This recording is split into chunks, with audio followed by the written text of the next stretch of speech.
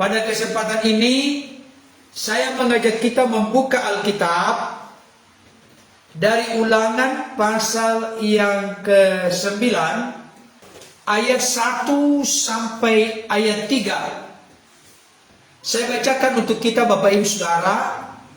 Dengarlah hai orang Israel, engkau akan menyeberangi sungai Yordan pada hari ini untuk memasuki serta menduduki daerah bangsa-bangsa yang lebih besar dan lebih kuat daripadamu, yakni kota-kota besar yang kubu-kubunya sampai ke langit.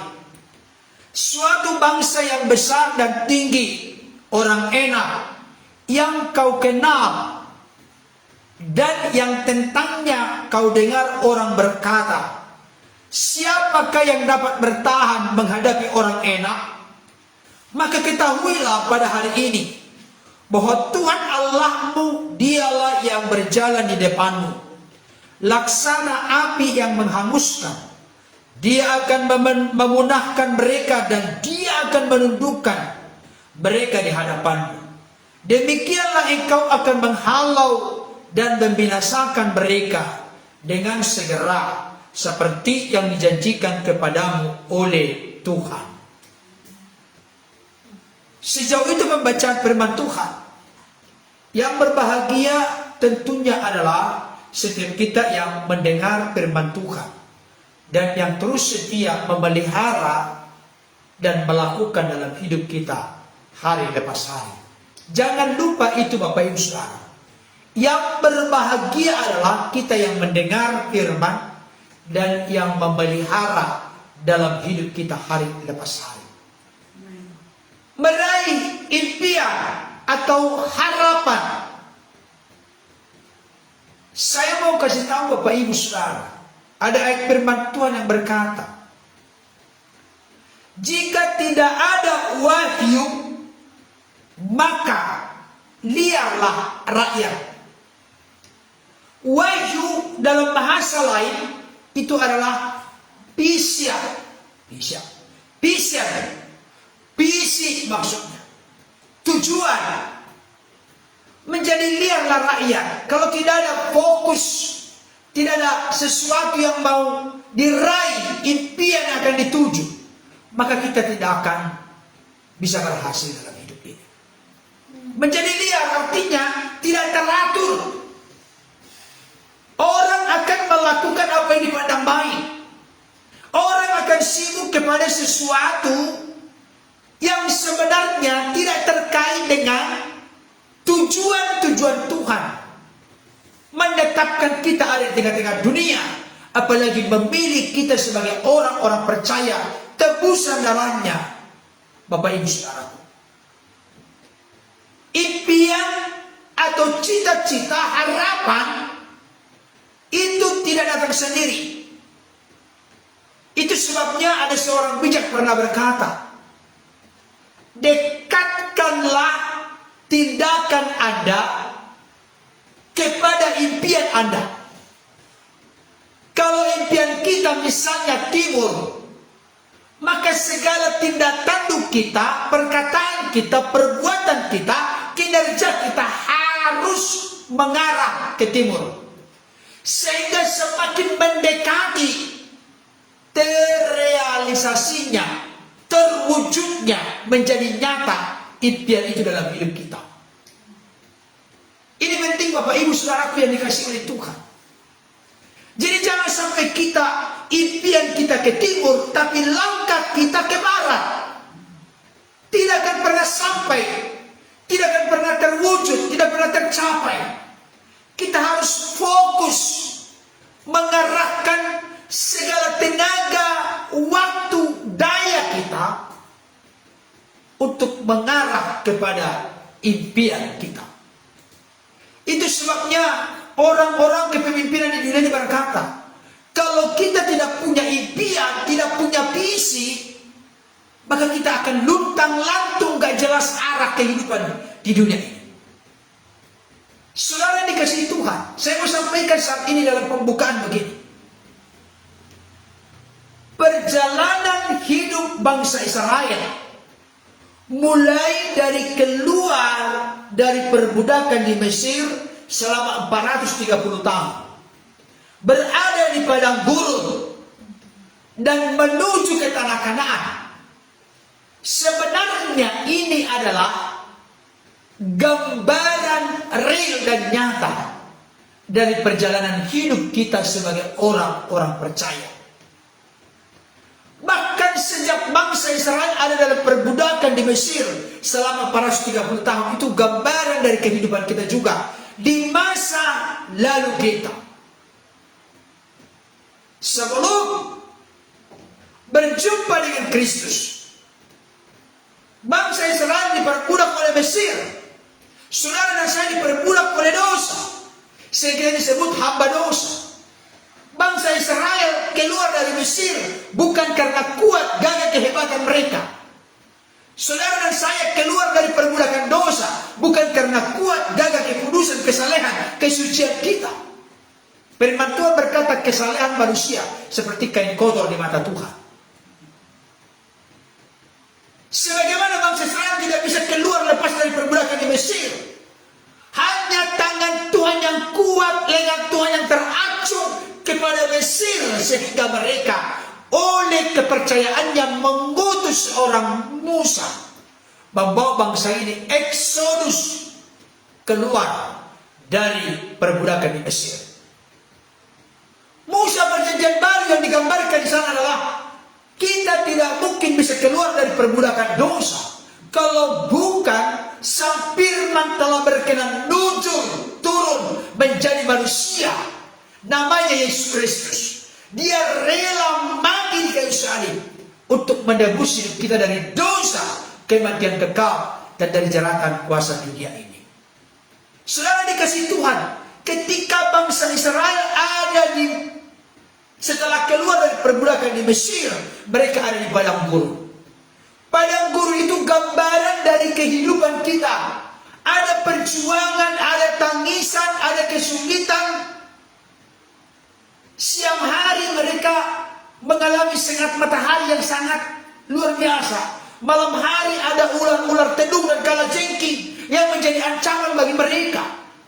Ini gambaran dari kehidupan kita, ada tantangan, ada kesulitan, ada masalah. Dan nanti ada saatnya mereka masuk ke tanah Kanaan. Ada saatnya kita juga akan menikmati janji Tuhan dalam hidup kita.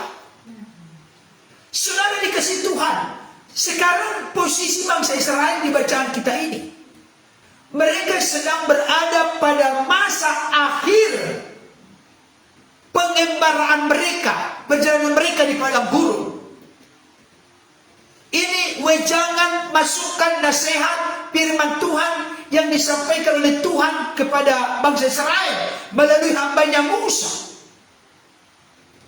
sebagai modal dan bekal bagi mereka sebelum masuk ke tanah Kanaan, tanah perjanjian yang berlimpah-limpah susu dan madunya. Tuhan yang kita sembah tidak pernah kucing-kucingan, Bapak Ibu Saudara. Tuhan yang kita kenal, Tuhan yang kita sembah seperti Tuhan yang sembah bangsa Israel. Dia terbuka memberitahukan, menyampaikan kondisi keadaan yang akan direbut tanah Kanaan itu. Tidak ngumpet-ngumpet, tidak sembunyi-sembunyi. Saudara dikasih Tuhan, Tuhan menunjukkan, membuktikan realita, kenyataan, tantangan, kesukaran, kesulitan yang akan dihadapi oleh bangsa Israel ketika kelak mereka masuk ke tanah Kanaan, tanah perjanjian itu. Inilah yang disampaikan oleh Musa kepada bangsa Israel dengan berkata demikian. Dengarlah hai orang Israel. Kepada kita pada saat ini, dengarlah hai orang-orang percaya. Dengarlah hai gereja Tuhan, tubuh Kristus dimanapun berada. Dengarlah. Apa yang mau didengar? Engkau akan menyeberangi sungai Yordan. Ada hal yang harus mereka lewati sebelum masuk ke tanah Kanaan, tanah perjanjian berlimpah susu dan madunya. Mereka harus melewati, menyeberangi sungai Yordan. Untuk meraih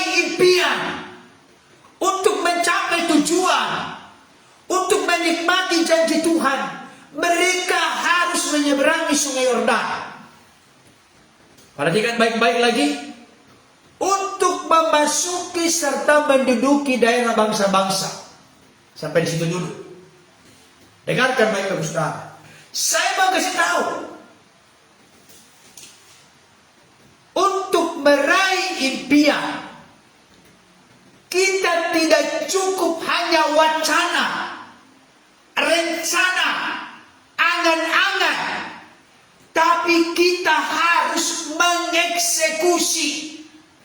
Bahasa lain, kita harus bertindak. Saya ulangi kembali. Untuk meraih impian, kita tidak mungkin berpangku tangan, tidak mungkin bermalas-malasan, tapi kita harus bertindak. Bapak Ibu Saudara dikasih oleh Tuhan. Saya mau sampaikan kepada kita, banyak hal tidak kita raih dalam hidup ini. Oleh karena kita hanya wacana, membicarakan, mendiskusikan, tapi tidak pernah kita bertindak. Bangsa Israel dasar pertama meraih impian, mereka harus bertindak. Mereka harus menyeberangi sungai Yordan, mereka harus memasuki negeri itu, mereka harus mendudukinya, menguasainya, menaklukkannya. Ini penting Bapak Ibu Saudara. Jangan hanya sebatas dibicarakan. Beberapa bulan yang lalu saya pernah memberikan ilustrasi kepada kita. Terkait dengan hal ini saya mau sampaikan pada saat ini juga. Satu ketika berdiskusi 10 ekor katak. Masih ingat? 10 ekor katak berdiskusi. Yang 4 ekor satu grup, yang 6 ekor satu grup. Yang 6 ekor berkata apa? Kami memiliki harapan, impian, kerinduan, maksud dan tujuan untuk menyeberang sungai. Itu 6 ekor.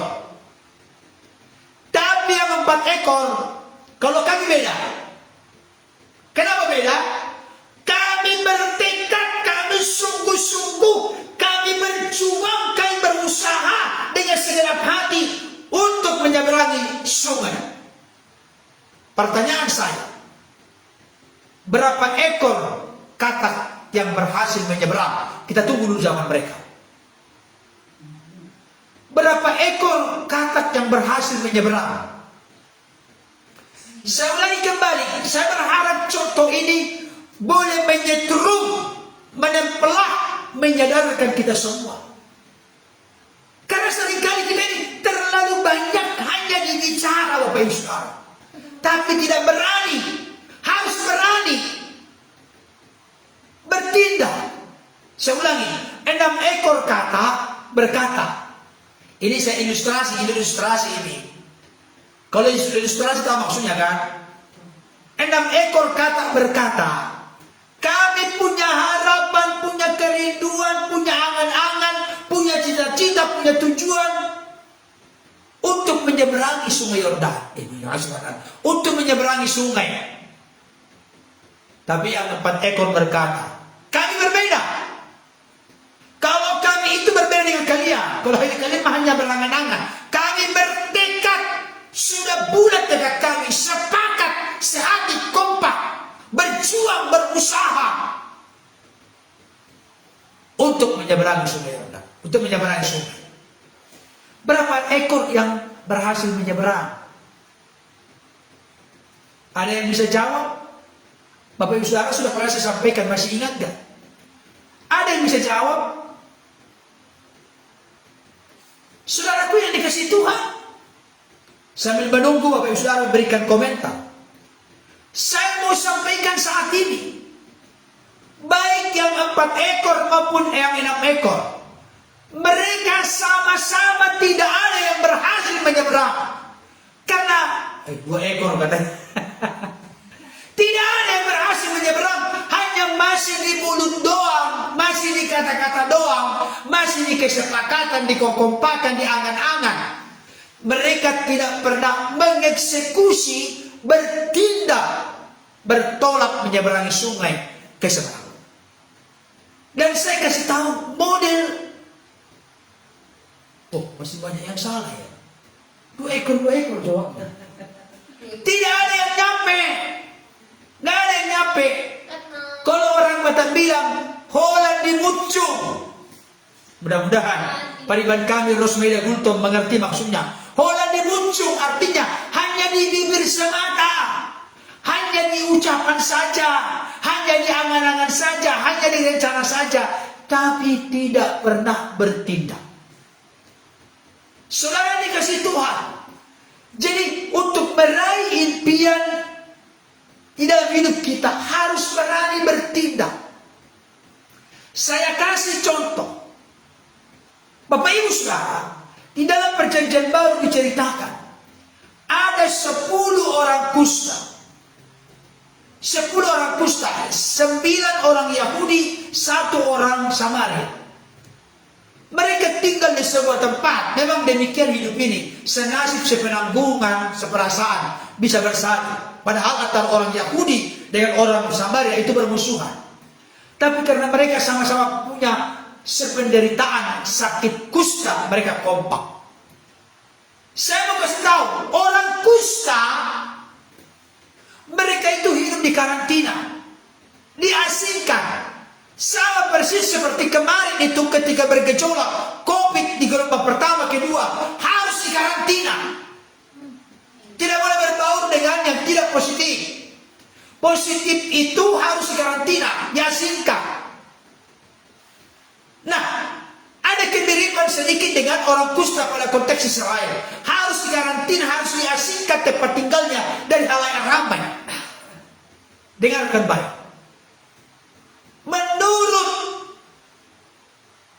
tradisi Yahudi tidak boleh bergabung orang-orang kusta dengan orang-orang yang tidak kusta atau orang-orang yang tahir. Tidak bisa. Tapi dengarkan baik. Kalau seandainya 10 orang kusta ini, mereka hanya berpangku tangan, mereka hanya meratapi nasib, meratapi kesialan hidup mereka. Mereka minder, mereka tidak percaya diri, mereka tidak berani keluar dari kungkungan batasan karantina yang dibuat oleh Yahudi. Saya kasih tahu, mereka akan selamanya menjadi penyakit kusta.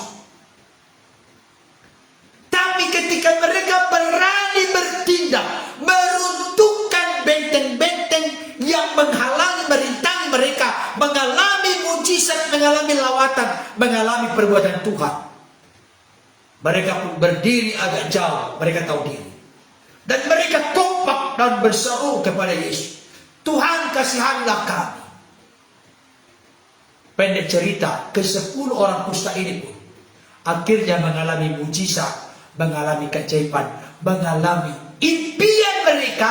Bukan sekedar impian. Saya tahu, saya yakin mereka itu rindu untuk sembuh dari sakit kusta. Tapi mereka tidak akan sembuh dari sakit kusta kalau mereka tidak bertindak. Ketika mereka bertindak, yang dihargai oleh Tuhan adalah bagaimana kita berani bertindak. Kalau orang kusta itu berani bertindak, mereka pun akhirnya mengalami lawatan, mujizat, kesembuhan, dan pentahiran dari Yesus. Itu yang pertama. Yang kedua, untuk memasuki serta menduduki daerah bangsa-bangsa yang lebih besar dan lebih kuat daripadamu, yakni kota-kota besar yang kubu-kubunya sampai ke langit, suatu bangsa yang besar dan tinggi, orang enak yang kau kenal. Perhatikan ini. Saya mau kasih tahu, di sini saya katakan tadi, Tuhan tidak mau ngumpet-ngumpet, sembunyi-sembunyi. Tuhan memberitahukan tantangan, persoalan yang begitu besar, bangsa yang lebih besar, bangsa yang lebih kuat, tembok-temboknya sampai ke langit. Ada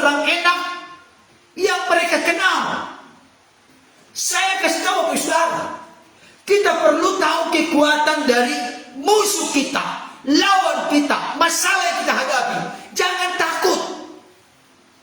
Jangan takut. Maka langkah kedua Bapak Ibu Saudara, selain berani bertindak, harus berani menghadapi resiko. Ini kan resiko ini. Bangsa yang lebih kuat, bangsa yang lebih besar, kota-kotanya besar, kubu-kubunya sampai ke langit, bangsa yang besar dan tinggi, orang-orang enak, bahkan di sini disaksikan tidak ada yang berani berhadapan dengan orang enak yang tinggi besar perawakannya itu. Bapak Ibu Saudara, saya mau sampaikan, orang yang punya nyali kecil, ini pergumulan kepada saya secara pribadi. Orang yang punya nyali ciut tidak akan pernah bisa meraih impian dalam hidupnya. Tapi siapapun yang berani menghadapi resiko, bukan mencari-cari resiko. Berbeda ya. Tolong dibedakan. Mencari resiko artinya mencari masalah, mencari kesukaran, mencari kesulitan. Oleh karena sifat watak karakter kita yang keliru dan salah.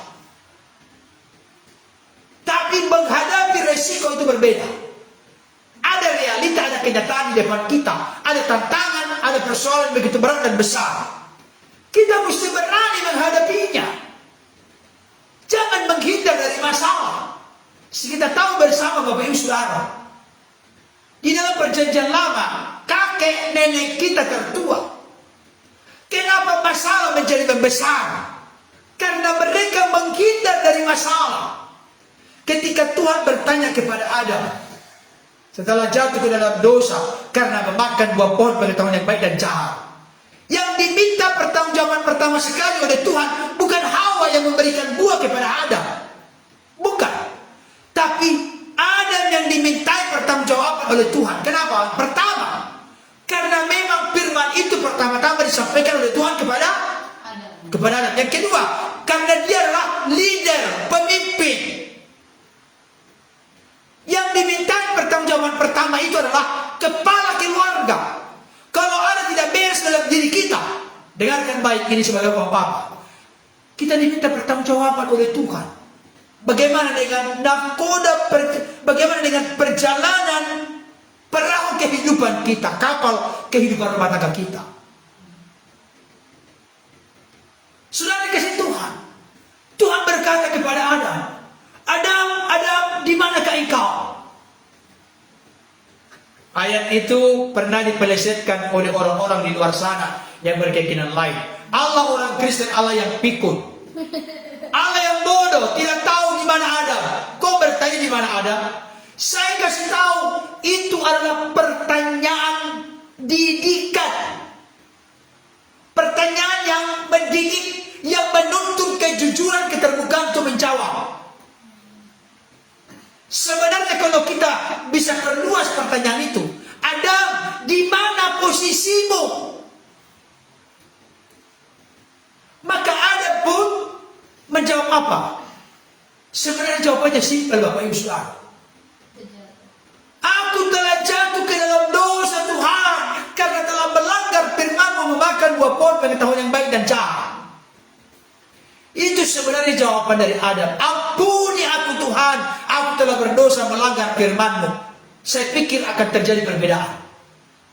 Tapi apa jawaban Adam? Perempuan yang kau tempatkan di sisiku, dialah yang menggoda aku, makanya aku makan. Dengarkan baik.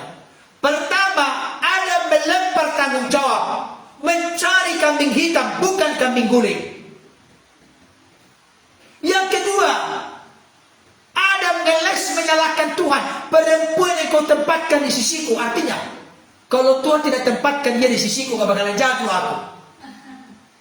Bayangkan, Bapak Ibu Saudara, dia tidak berani menghadapi resiko, menghadapi kejatuhannya, tapi dia melempar kesalahan kepada Hawa.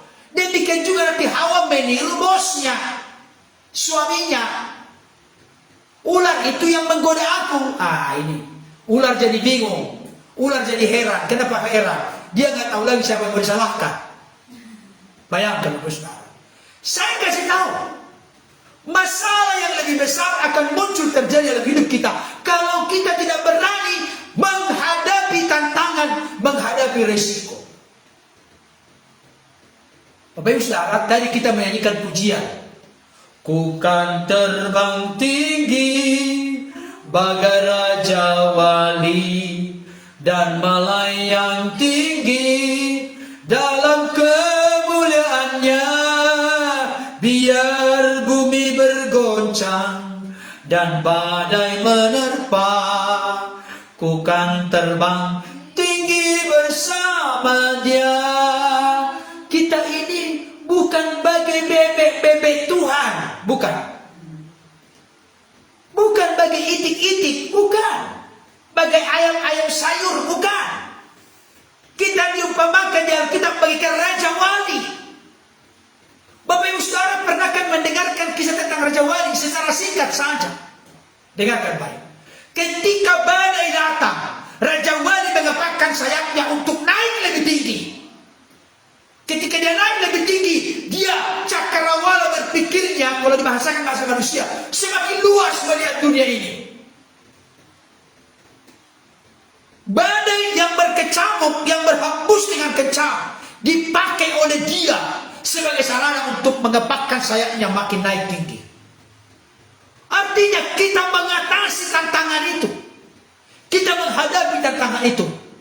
Tidak pernah Raja Wali menghindar dari tantangan, tapi dia pakai tantangan itu sebagai alat tunggangan bagi dia untuk mencapai tujuannya. Amin kan? Jadi meraih impian Bapak Ibu Saudara, pertama berani bertindak. Dan ketika kita bertindak ada risiko, harus berani menghadapi risiko. Sekalipun berat dan besar tantangan yang kita hadapi, jangan kecut dan tawar hati, jangan kecewa putus asa, jangan tinggalkan Tuhan, tetapi tetaplah berjalan, melangkah. Percayalah, kita tidak tahu berapa langkah lagi di depan sana. Tuhan telah siapkan jawaban penggenapan dari impian, dari janji Tuhan yang kita telah pegang teguh selama ini. Amin Bapak Ibu Saudara. Amin. Sebelum lebih lanjut, saya teringat dengan satu ilustrasi. Satu ketika ada seorang yang suka mencari sarang burung. Dan dia berani bayar harga untuk mencari sarang burung di tempat-tempat yang sangat curam sekalipun. Dan memang Raja Wali itu sering bersarang di tebing-tebing yang susah dijangkau oleh ular. Akhirnya dia menemukan Bapak Ibu Saudara. Dia lihat ada telur di sana. Ketika dia melihat telur dari Raja Wali, burung elang, maka telur ini pun dibawa ke rumah. Ketika dibawa ke rumah, kebetulan ayamnya sedang mau mengerami. Maka dia gabunglah telur elang ini dengan telur ayam kampung. Ketika digabung, memang ternyata lebih lama menetas Raja Wali. Kalau ayam 3 minggu, kurang lebih hampir sama, tapi lebih belakangan. Saudara dikasih Tuhan, ketika ayam-ayam ini, telur-telur ini sudah menetas, sang induk ini karena masih ada telur yang belum menetas, ditungguin Bapak Ibu Saudara. Pendek cerita, menetas. Ketika menetas, maka Raja Wali ini pun bergabung dengan anak-anak ayam itu. Anak Raja Wali ini bergabung dengan anak ayam. Dengarkan baik. Oleh karena Raja Wali ini, anak Raja Wali atau anak elang ini, Bapak Ibu Saudara, bergabung dengan anak-anak ayam yang masih kecil. Maka dia melihat anak-anak ayam yang kecil kan belum ada sayapnya untuk mampu terbang. Sebenarnya bulu-bulunya sudah mulai tumbuh karena karena bulu burung itu lebih cepat tumbuh sayapnya, bulu-bulu di sayapnya dibanding dengan ayam. Tapi dia tidak mau terbang. Kenapa? Karena dia lihat di sekelilingnya gak ada yang terbang. Jadi dia menyesuaikan diri, kalau bahasa manusianya, dengan anak-anak ayam. Mentalnya menjadi mental anak ayam. Padahal sebenarnya ketika dia mengepakkan sayapnya, dia sudah bisa terbang. Saya mau kasih tahu, apa gambaran yang ingin ditunjukkan oleh contoh ini kepada kita? Kita ini Bapak Ibu Saudara, Raja Wali Tuhan. Sebenarnya potensi itu sudah ada dalam diri kita. Tapi karena kita merasa seperti anak dari elang atau Raja Wali tadi, seperti dia merasanya seperti anak ayam yang lain. Tidak terbang dia. Padahal ada power, ada potensi dengan kepak sayapnya yang sudah kokoh dan bulu-bulu yang sudah tumbuh di sayapnya bisa membawa dia terbang. Tapi akhirnya dia jadi anak ayam, memiliki mental seperti anak ayam. Saya kasih tahu, banyak orang Kristen model seperti ini sekarang. Sebenarnya kita ini adalah anak-anak Tuhan. Firman Tuhan berkata, pencobaan-pencobaan yang kamu alami adalah pencobaan-pencobaan biasa yang tidak melebihi kekuatan manusia. Sebab Allah setia dan adil, karena itu Ia tidak akan membiarkan engkau dicobai. Pada waktu engkau dicobai, Ia akan memberikan kepadamu jalan keluar sehingga kamu dapat menanggungnya, memikulnya, menghadapinya. Amin. Amin Bapak Ibu Saudara. Kita raja walinya Tuhan Bapak Ibu Saudara. Bukan kacangan kita ini, jangan bilang kita ini memang aku ini gak ada gunanya, aku ini lemah, seolah-olah menunjukkan rendah hati. Tidak. Memang kita lemah tanpa Tuhan, tapi bersama dengan Tuhan kita cakap menanggung segala perkara. Amin. Yang ketiga, sebelum saya serahkan kepada putri saya untuk bersaksi, perhatikan baik yang ketiga. Kunci dari semuanya ini berani bertindak, berani menghadapi risiko sekalipun musuh besar dan berat. Ayat yang ketiga ini kuncinya. Mari kita baca bersama-sama 3, 2 ya. Maka ketahuilah pada hari ini, mana 2 ya. Maka ketahuilah pada hari ini bahwa Tuhan Allahmu, Dialah yang berjalan di depanmu laksana api yang menghanguskan. Sampai di situ. Kuncinya di sini. Bertindaklah bersama dengan Tuhan. Beranilah hadapi risiko bersama dengan Tuhan, dan jangan hanya bersama. Bahkan dikatakan Tuhan berjalan di depanmu. Dengarkan baik Bapak Saudara, Tuhan berjalan di depanmu ini sangat penting. Saya mau tanya, bagi Tuhan ada yang mustahil enggak? Kenapa? Firman Tuhan berkata apa? Sebab bagi Allah tidak ada yang mustahil. Tuhan yang berjalan di depan kita. Coba kita bayangkan kita sedang berjalan, Tuhan berjalan di depan kita. Apa kuncinya kita kalah? Ada yang tahu? Halo? Ini kunci kalah loh, bukan menang. Apa kuncinya kita kalah?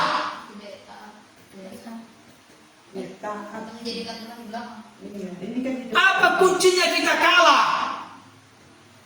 Kan Tuhan berjalan di depan kita. Apa kuncinya kita kalah? Kita bisa kalah pada saat apa? Pada saat Tuhan kalah. Tapi mungkinkah Tuhan kalah? Kan Tuhan berjalan di depan. Berarti kalau ada musuh dari depan sana datang, berarti yang dulu dikalahkan siapa? Tuhan. Bisa nggak dikalahkan? Ini pengertiannya Tuhan berjalan di depan kita. Kita rela dituntun, dipimpin, diarahkan, dibimbing oleh Tuhan. Tuhan segalanya dalam hidup kita. Langkah-langkah kita, perkataan kita, tindak tanduk kita, segenap hidup kita serahkan kepada Tuhan. Tuhan yang berkuasa, Tuhan yang mengendalikan hidup kita. Dia yang berjalan, mengontrol, mengatur segenap jalan hidup kita. Dia berjalan di depan kita, menuntun kita. Bahkan Dia siap menghadapi musuh-musuh kehidupan kita yang ada di depan kita. Ini kuncinya.